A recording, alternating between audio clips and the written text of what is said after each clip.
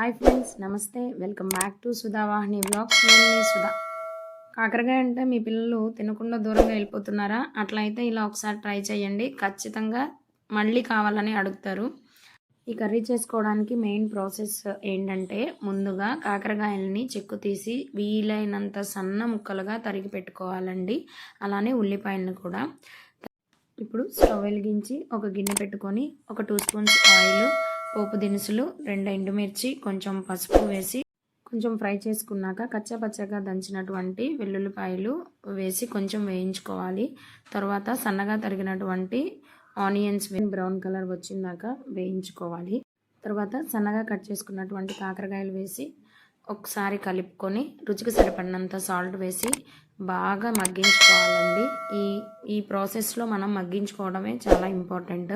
ఇలా మగ్గిన తర్వాత కొంచెం బెల్లం వేసి ఒకసారి కలుపుకొని మూత పెట్టి బాగా ఉడికించుకోవాలి. చివరిగా కొంచెం కారం వేసి ఒక 5 మినిట్స్ మూత పెట్టి బాగా మగ్గించుకోండి. స్టవ్ ఆఫ్ చేస్తే ఎంతో రుచికరమైనటువంటి కాకరకాయ కర్రీ రెడీ అండి. ఇలా ఒకసారి ట్రై చేయండి, ఖచ్చితంగా మీకు నచ్చుతుంది. Bye friends, see you next. ఈ వీడియో కనుక మీకు నచ్చినట్లయితే please like, share and subscribe.